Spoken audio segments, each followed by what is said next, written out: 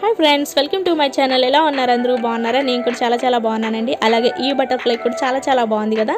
ఇవాళ అయితే నేను మీ అందరికీ మా గార్డెన్ లో వచ్చిన కాకరకాయలతోటి కాకరకాయ ఉల్లికారం ఎలా చేసుకోవాలో చూపిస్తానండి అది కూడా విలేజ్ స్టైల్లో చూపిస్తున్నాను టేస్ట్ అయితే అదిరిపోతుందండి ఒక్కసారి తిన్నారంటే ప్రతిసారి కూడా ఇలాగే కావాలనుకుంటారు ఇప్పుడు మనం రెసిపీ ఎలా చేసుకోవాలో చూద్దాం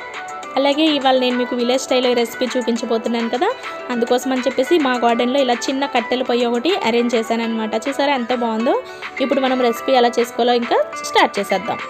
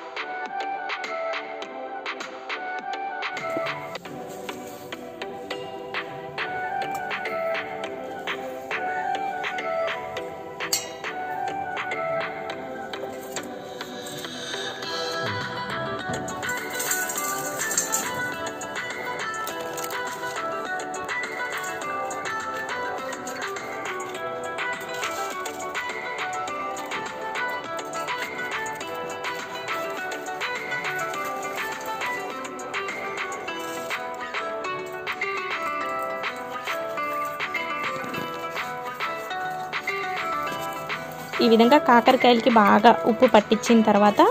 మనకి ఒక 2-3 నిమిషాలు అలా పక్కన వదిలేసామంటే రసం అనేది ఊరుతుందండి కాకరకాయల్లో నుంచి ఇట్లా ఎక్సెస్ వాటర్ ఉంటుందన్నమాట కాబట్టి వాటర్ రిలీజ్ అవుతుంది ఈ వాటర్ని ఇలా గట్టిగా పిండుకుని పక్కన పెట్టుకోండి ఎందుకంటే మనకి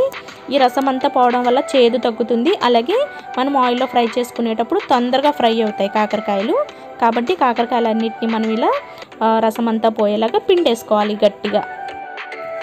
అలాగే ఇక్కడ గమనించారా మీరు రెడ్ కలర్లో ఉంది కదండి ఇది వచ్చేసి తోటకూర అన్నమాట దీనిని కేరళ తోటకూర అంటారు ఇది మనం పప్పులో వేసుకున్నా లేకపోతే ఏదైనా కర్రీ అట్లా చేసుకున్నా ఇది హెల్త్కి చాలా మంచిదండి మనకి బీట్రూట్ కర్రీ ఎలా ఉంటుందో సేమ్ అలాగే వస్తుంది అనమాట రెడ్ కలర్లో వస్తుంది ఈ విధంగా మనం కాకరకాయలన్నిటిని కూడా ఇలా గట్టిగా పిండుకుని రెడీ చేసుకోవాలి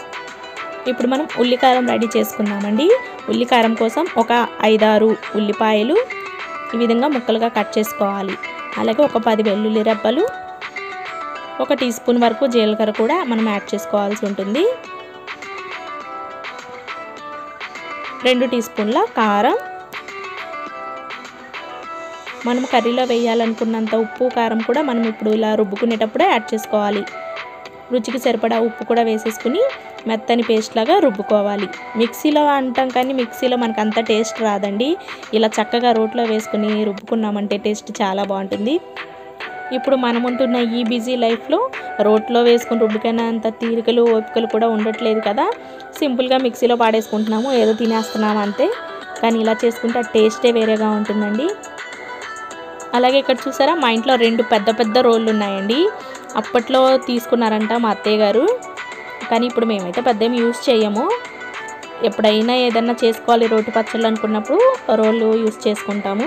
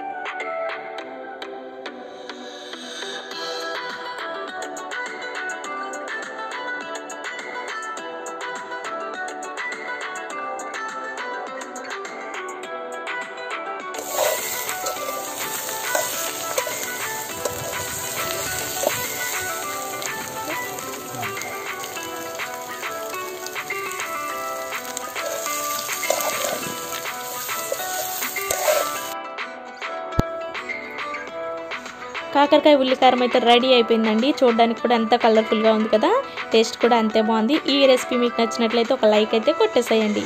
అబ్బా తింటుంటే తినాలనిపిస్తుందండి, ఎంత బాగుందంటే అంత బాగుంది. ఒకసారి మీరు కూడా ట్రై చేయండి, ఖచ్చితంగా నచ్చుతుంది. Thanks for watching.